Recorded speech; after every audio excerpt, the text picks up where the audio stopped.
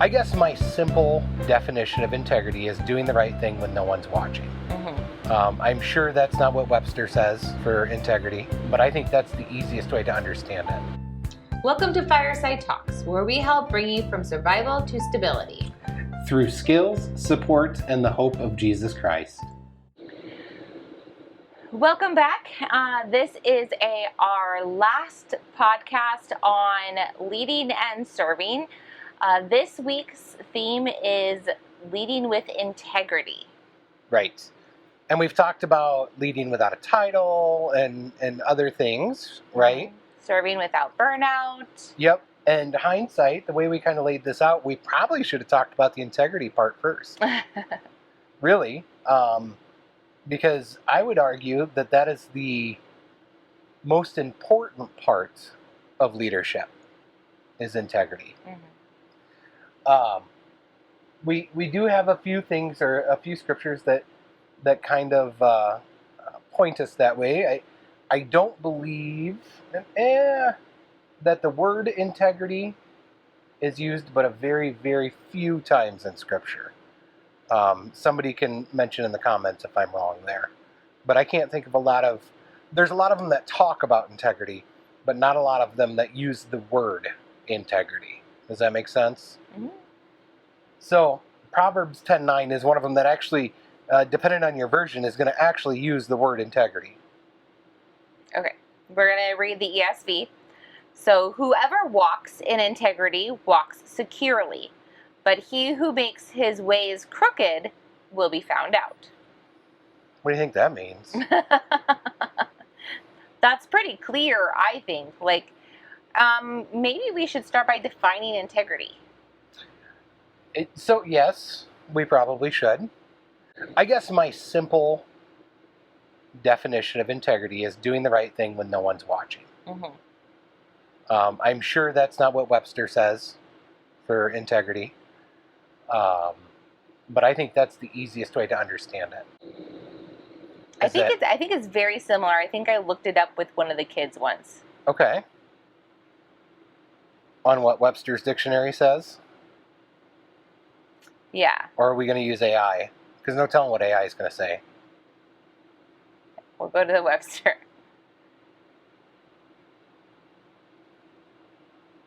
Firm adherence to code of especially moral or artistic value.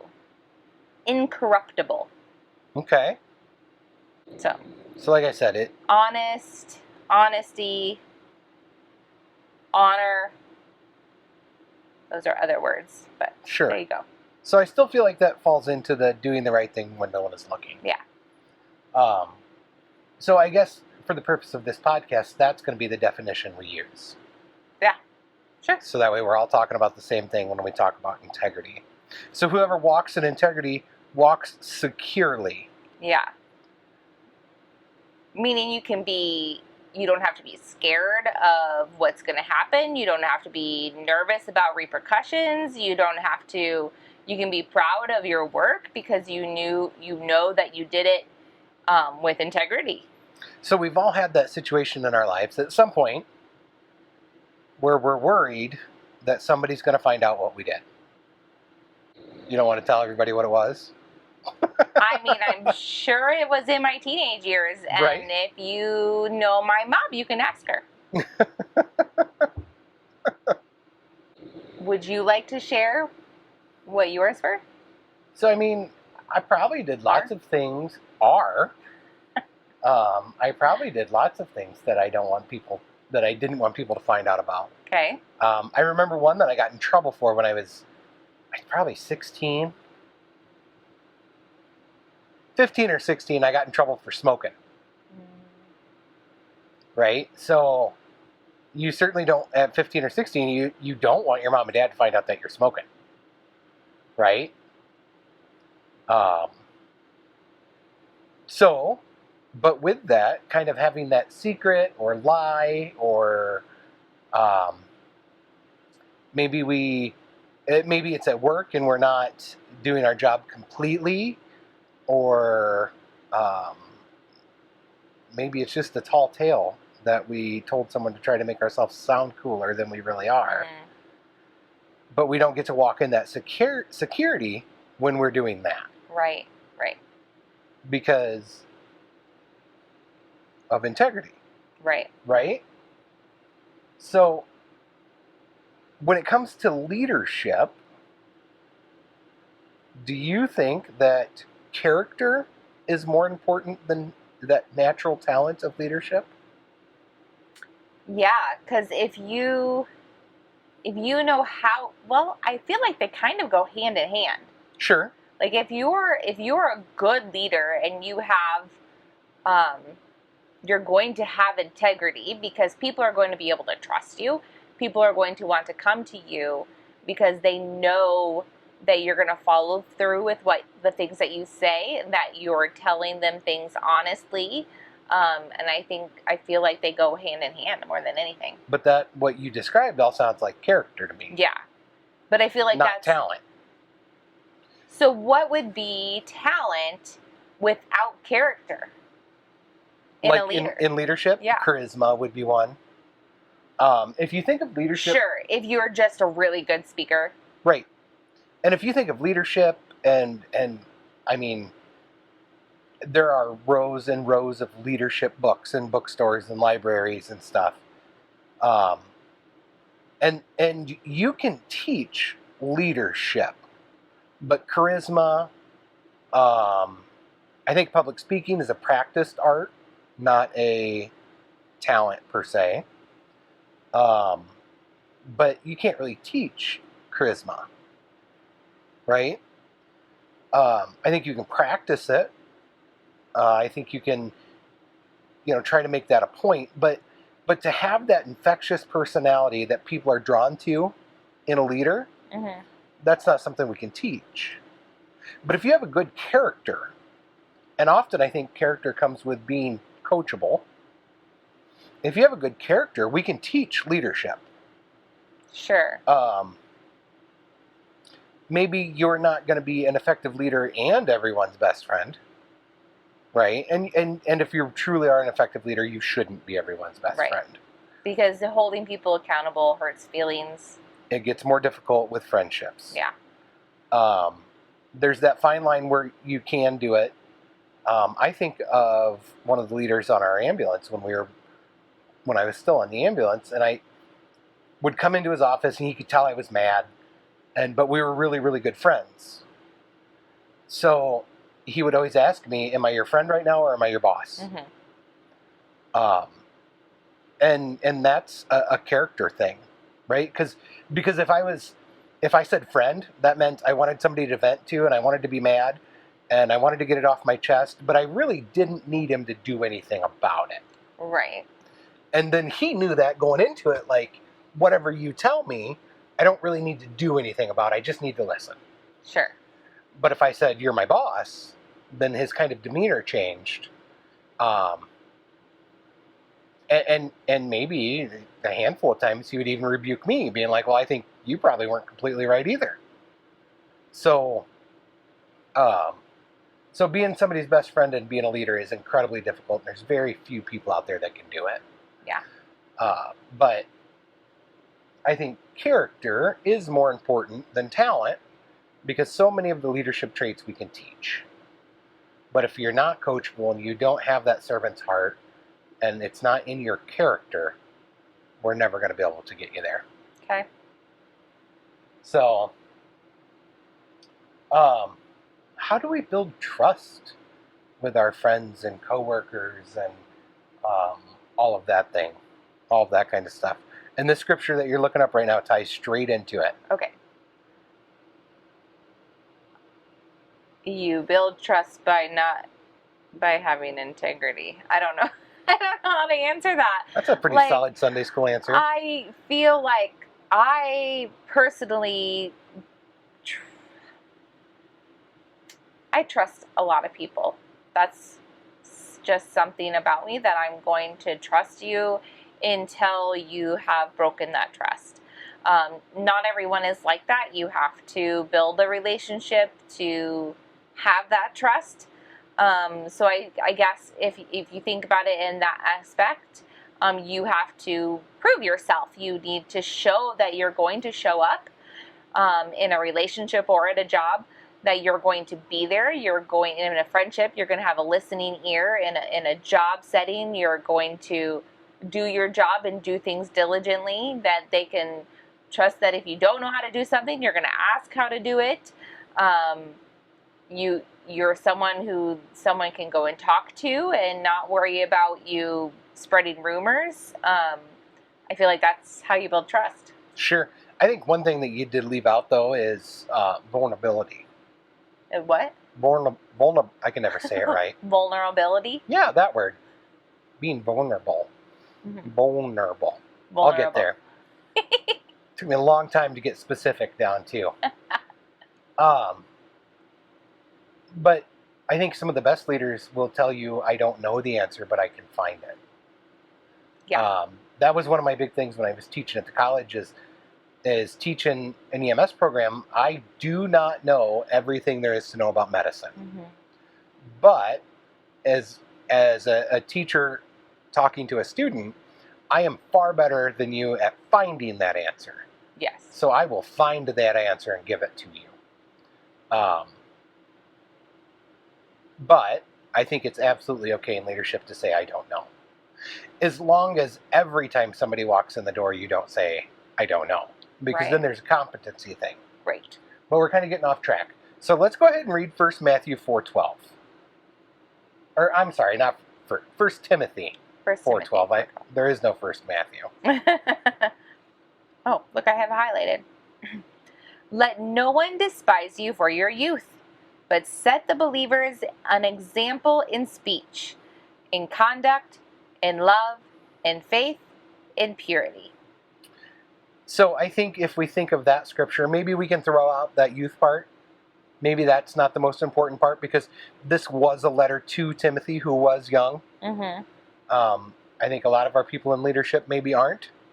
But even if you are. Well, yes. I mean, so I wouldn't get rid of it completely. But it applies to everyone. But it's that set believers an example mm-hmm. in speech, conduct, love, faith, purity. I think that's the most important part of that verse. So in speech, setting an example in speech, what do you think that means? Sorry, I'm looking at different versions. Saying what you mean, not being angry at the fly of a hat. I think set an example in speech would mean I don't know, like not cursing every other word, showing value in the words that you say, not spreading rumors. Sure. So it's all of those things. The first thing that comes to mind when I think of setting an example in speech, especially in a leadership role, in so many leadership classes and books and stuff, they teach that compliment sandwich. Mm-hmm. Right? Yeah. So I'm going to compliment you. I'm going to give you an area you need to work on, and then I'm going to compliment you again. Right. So, because who wants to go in to their leader, whether it's at work, at church, at home, and just hear a laundry list of things you're doing wrong? Right. So if I can encourage you and build you up before I give you something to work on, maybe you're not doing this great, whatever it is. Right. Maybe you'll be more accepting of the correction. Right. And I mean, that also helps the leader frame their mind of having to look for something good too. Right. It's so easy to see the things that are going on wrong. Right. If you want to appropriately correct somebody in a leadership role, if you want to appropriately correct somebody, you need to find something to encourage them about, that you want them to continue doing or continue to do better. And before you give them something to correct, you have to look for that. Well, and then also, though, when it comes to correction, or the Bible's going to use the word rebuke, when it comes to that kind of thing, though, rough day. Yeah. don't take the last few verses. I can't remember the numbers exactly, but it's the end of Matthew 18 where Jesus teaches on basically discipline. Okay. That when you have an issue with somebody, go to them first. And I would say 99% of the problems we run into in leadership, in workplaces, in friendships, is when we have a problem, we go talk to everybody else first before we talk to the person we have an issue with. Right. And I think part of that is because today we're just not comfortable with uncomfortable conversations. Yeah. I don't want to tell you you're doing something wrong. I don't want you mad at me. I don't want to hurt your feelings. I don't want to do any of those things. But would you rather me complain to one of the kids No. or come to you? Yeah. Yeah. Come to me. Yeah, you're probably not going to enjoy it either way, but at least if I come to you in private, then maybe we can work this out. Right. And I would say a husband-wife thing is a little bit different. But if you were my coworker and I was your, direct superior or whatever, you'd probably much rather me go talk to you than to go talk to Susan in accounting first. Yeah. So I think that's what I think of when I think of speech.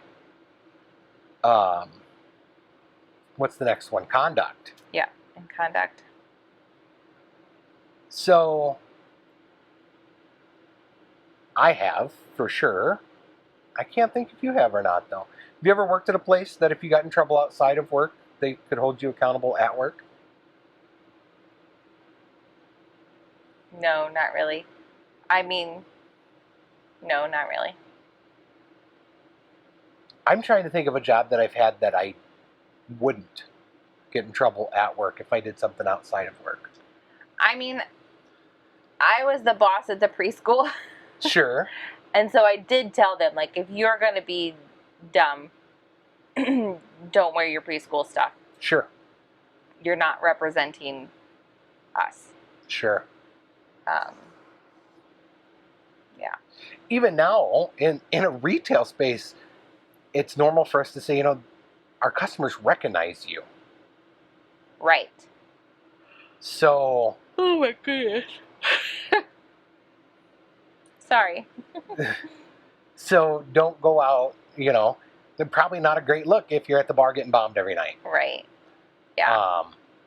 Probably not a great look if, so I work in sporting goods in a fishing department.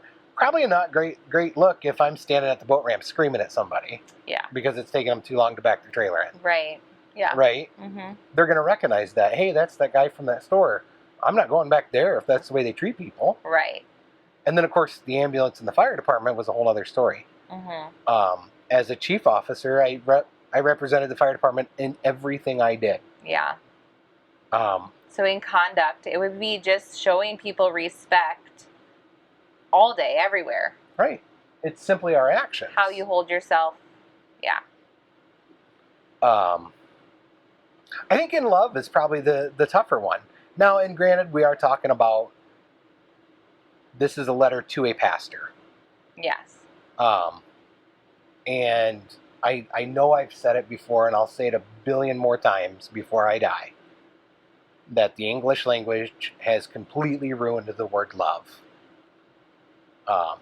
Because we only have the one word, and it means I love French fries, I love my truck, I love my kids, I love my dog. Right. Those all need to be different kinds of love. Right. Right. So, but we are called to love everyone. Right. Love people, but I mean, that's shown in wanting the best for them. Not degrading them, building them up, encouraging them, and showing compassion. So, and that's the way I describe when Jesus says, well, in the Old Testament too, to love your neighbor. Mm-hmm. Like, it doesn't mean that I have to be best friends with my neighbor. Right. It doesn't mean that we need to hang out every day, but it does mean that I don't want anything bad to happen to him. Right. I don't want them to fail. I want them to be successful. I want Yeah. them to be happy. I want them to be all of these things. And that's loving your neighbor. Yeah. Not when we think of, hearts and Cupid and arrows and love Yeah. the way we do today. In faith, again, another one, don't forget it's being written to a pastor. But I think that's still part of our leadership. Even in a business organizational type setting. Because sometimes as a leader, things come from up above, up at that corporate level or whatever, and there are changes, and you just know, man, nobody's going to like this. Nobody's going to like it. But I have to have the faith that whoever made this decision did it with good intentions. Right. And they're trying to make things more profitable, easier, more efficient, whatever the case may be. Yeah. And then from a pastoral side, and I think it's tough because everybody holds pastors at this level that they're not a normal person. Yeah. Pastors have doubts. Pastors have fears. Pastors have all of these other things, all of these other issues that everyone else has. They just hide it better than everybody else. Yeah. So don't think pastors don't have times where they go through struggles in their faith.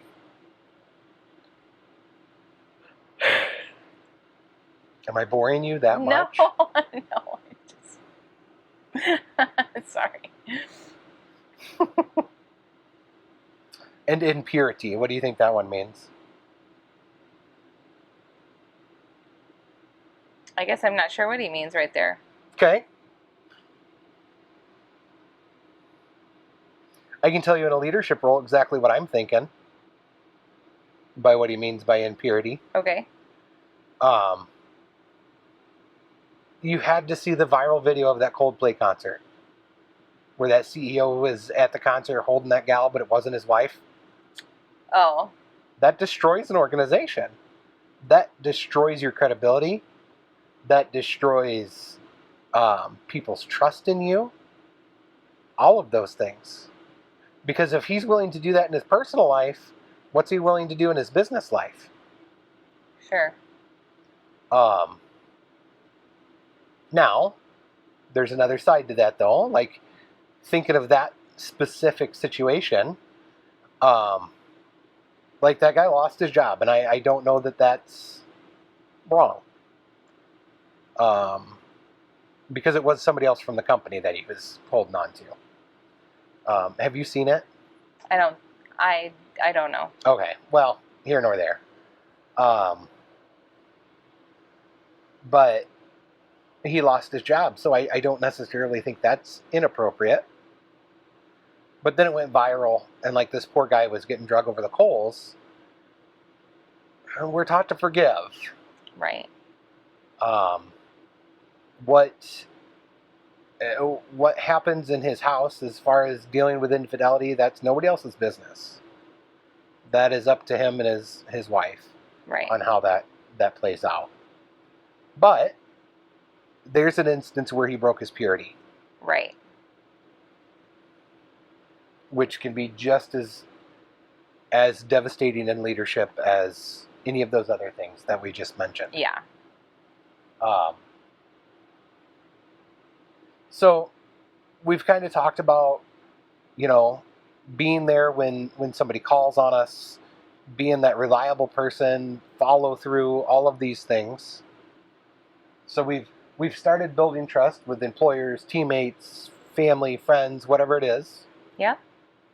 What happens when we do make that mistake and we lose trust? Well, we lose trust. Okay. I guess I don't know what you're looking for. Like, we need to be... How do we start the process of rebuilding? Yeah, which we kind of talked about last week. But you have to be able to admit it. And you have to be able to ask for forgiveness. And you have to be able to pray and repent and stop doing what you're doing. whatever it is, you have to be able to go to that person and say, I'm sorry, I won't do this again, and be in integrity in saying that and not do it again. Right. Right. I think the very first thing we have to realize is accountability. That when we make that mistake where we lose trust, we have to be willing to take the accountability for that. Yeah. We also have to be able to sit down and with that individual we lost trust with, we have to have that difficult conversation and not be afraid to have it, not get defensive. And if it's an organizational leadership type thing, well, let me explain to you why I made the decision I made. Even if it was wrong, even if it was a bad decision, let me explain why I made it. At least try to understand why I made this decision. And that, I guess, first leans back on every decision I make, I'm doing with integrity. Right.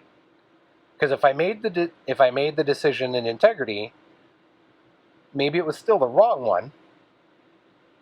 Sure. But at least my motives were pure. Sure. But to have that difficult conversation, and this is why I made that, let them tell you that you were wrong. You know, don't get defensive. Maybe they're mad right now and they need to vent. Let them. Yeah. Because that's going to start rebuilding that trust right away. And I think you rebuild a lot of trust when you take accountability for your actions. And I think we miss out on that far too much. Just today, I heard somebody tell me that their driving wasn't going well because their shorts weren't comfortable.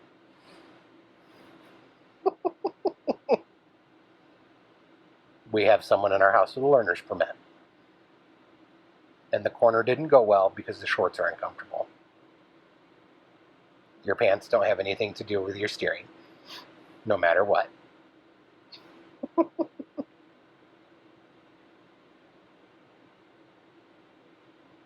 So, what else do we need to wrap up on leadership before we end this series? I don't know. I don't think so. I can't think of anything. Yeah? Does that cover everything? And I think too, if this is something you want to be working on, I can think of some great leadership books from a pastoral Christian perspective. I can think of some great ones that are not. They're secular and they're business minded. Because I've had to read them a couple times or a little bit now, a couple of the books, like John C. Maxwell. All of his books are very secular, but he's a very strong Christian. So if you are a Christian and read his books, you'll see those undertones. There's a lot of great leadership resources out there. I think another thing, if it's one of those things you want to be working on, ask a leader in your life what you can work on. But also be prepared for an answer you might not like. Yeah. Be willing to work on that and accept that criticism. Right. Because if you have someone in your life that cares for you, they're not going to tell you that your follow through is bad to try and hurt your feelings. They're going to tell you that to try to make you better. You might not like to hear it, but they're doing it for the right reasons, to help build you up. So I think that pretty much wraps up our series on leadership. There's whole podcasts out there that's all they talk about is leadership. You could spend months and months and months on it. Sure. Breaking down. This is very much a Cliff Notes month on leadership. Just some of the things that we find to be important. Yeah. And scripturally relevant to leadership. Yeah. So next month we'll start a new series theme. We'll probably go back into a life skills one, so I'm not sure which one we're going to jump into. If there's something that you want to learn or want to know more of, please comment below so that we can answer that for you. Make sure that you like and subscribe so that we can reach more people and get the word of Fireside out there. And you can, if you need more information on Fireside Community, you can go to firesidecommunity.org. You can find a donation page there. You can find more information about all of us, our faith statement, our vision, all of that, and who's on our board. All of that's on our website. And you can also find our merch. And a donation tab. Yeah, I said that. Oh, I'm sorry. I was thinking about the merch the whole time. Yeah. So, all right. We will see you next week. Bye. Bye.